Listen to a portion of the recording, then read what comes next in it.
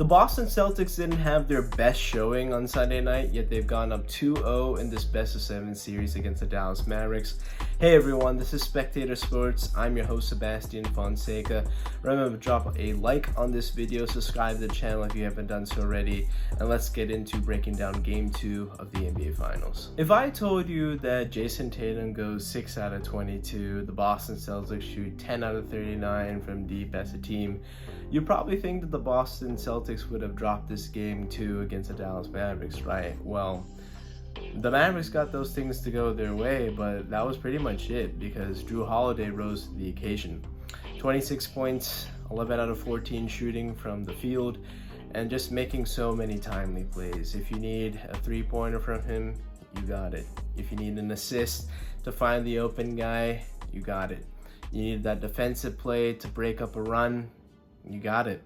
Offensive rebound, one of the best offensive rebounding guards in this game. Jrue Holiday has been great for the Celtics team. His veteran leadership on this team has been the missing piece that this Celtics team so desperately missed in their previous runs. They just needed somebody to calm the storm, quell their nerves. Did that. They needed that in Game 2 because other guys were just not really stepping up because they didn't get the three-point explosion that they got in Game 1, and seemed like things were off to the races because Luka was aggressive in the first and second quarters, had 23 points in the first half, but Jrue Holiday just slashing to the rim and pretty much having an answer every time that Luka Doncic scored the ball kind of demoralized the Dallas Mavericks there. I thought Dallas had a really big opportunity, especially with Luka coming off of a loss in Game 1. He would respond, he was good,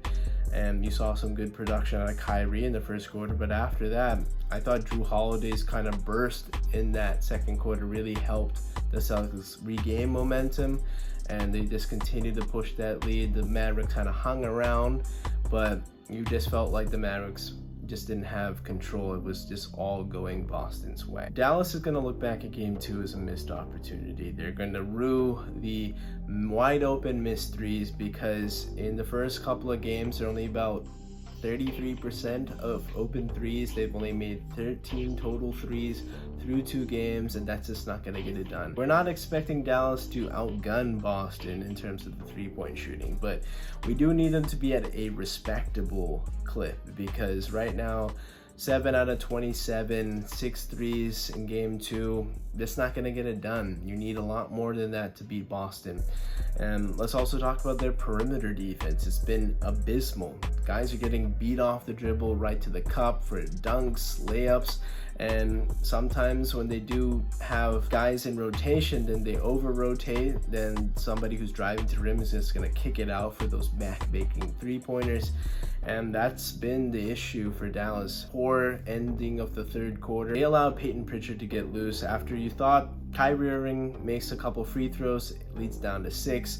You have some momentum, and then you see Peyton Pritchard stroll past half court, bank in a three-pointer, and you go down 9, and that buzzer beater is not going your way. Those kind of do make or break a run, and honestly Dallas needs every break to go their way because they're simply just being outmanned, outgunned, and I just don't think they have the horses right now, no pun intended. Boston has proven to be the deeper team.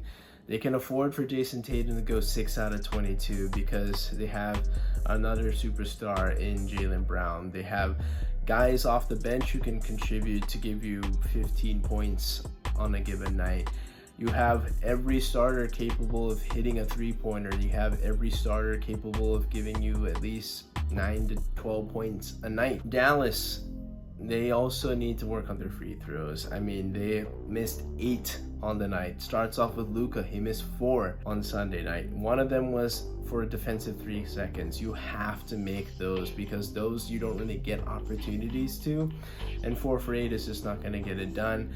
Team as a whole needs to do better. I don't expect much from Daniel Gafford. He's a center. If you get 1 out of 2, you're kind of happy with that, but the 0 for 2 trips really suck. Just need a lot more also from Kyrie Irving because in Game 1, atrocious. 12 points, 6 out of 19. Game 2 was a smidge better, 7 out of 18 for 16 points, but still not that efficient. And you just need so much more from Kyrie Irving. He needs to give you 25 to 30 points a night. I know he's working really hard with the handle, trying to get loose because he has a tough guard right now. He's being guarded by Jrue Holiday and Jaylen Brown. Those are tough asks to do.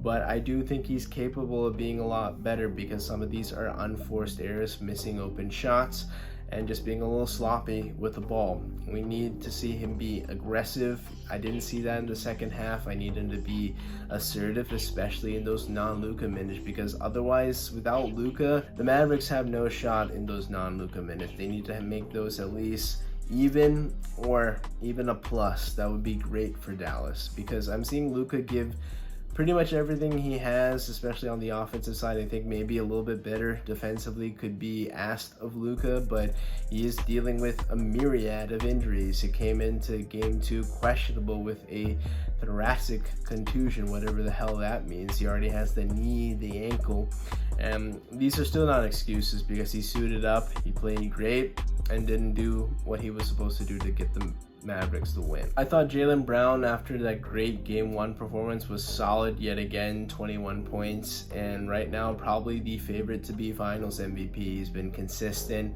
and if he has another performance like that with Jason Tatum struggling, I think it's pretty much a lock for Jaylen Brown to be finals MVP at this point. Something to keep a note of is that Kristaps Porzingis did look kind of gimpy after kind of tripping and taking a little bit of odd step on the defensive play, and just was a little bit slow to run and have that burst to contest the Daniel Gafford lob. I doubt that we'll see him miss a game because they get an extra day for travel and rest, but definitely something to keep an eye out for. Boston has proven to be the deeper team, and unless some big time adjustments can be made by Jason Kidd and his staff for Dallas, I'm thinking this is going to be a pretty short series just because Dallas is basically struggling to stay afloat, and Boston has really yet to see Jason Tatum go off and the three-pointers to really hit on a consistent basis. They've been there in ebbs and flows, but I'm expecting Dallas to come out strong in game 3 and hopefully pull out a victory. If not, this is going to be a very short series.